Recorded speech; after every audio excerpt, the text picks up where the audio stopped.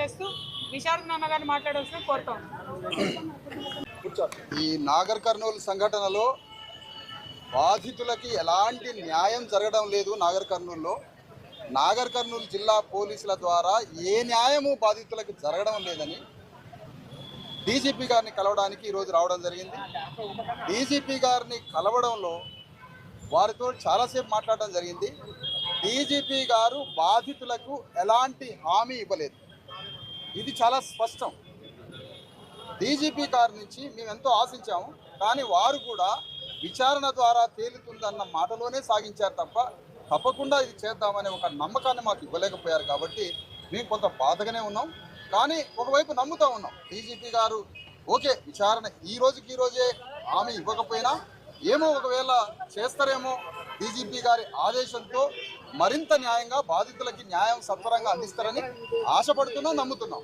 ఒకవేళ డీజీపీ గారి నుంచి కూడా న్యాయం జరగకపోతే అతిపెద్ద యుద్ధం మొదలైంది తెలంగాణలోని హెచ్చరిస్తున్నాం. ఎందుకు అంటే ఇంత ఘోరమైన సంఘటన జరిగి ముఖ్యమంత్రి సొంత జిల్లాలో ఈ ఘోరమైన సంఘటన జరిగి పాప చనిపోయి మహిళల మీద ఇంత విచక్షణారహితంగా కొట్టి మర్డర్ కేసు నమోదు చేయాల్సినటువంటి పరిస్థితిలో మర్డర్ కేసు నమోదు కాలే.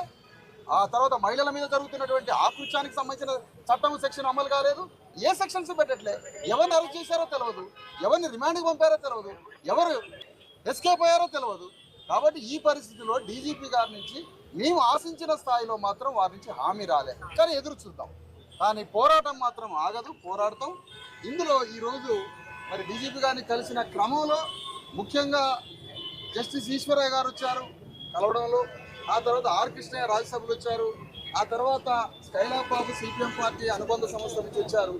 చివరిలో ఇందులో కవిత గారు ఎమ్మెల్సీ జాగృతి అధ్యక్షులు కవిత గారు వచ్చి మద్దతు తెలియజేయడంలో వారికి కృతజ్ఞతలు తెలియజేస్తున్నాం. ఈ పోరాటంలో మీరు భాగస్వాములు కావాలని కూడా మేము ఈ సందర్భంగా కోరుతున్నాం వారిని. అందుకని పోరాటం కొనసాగుతుందని ఈ సందర్భంగా తెలియజేస్తున్నాం.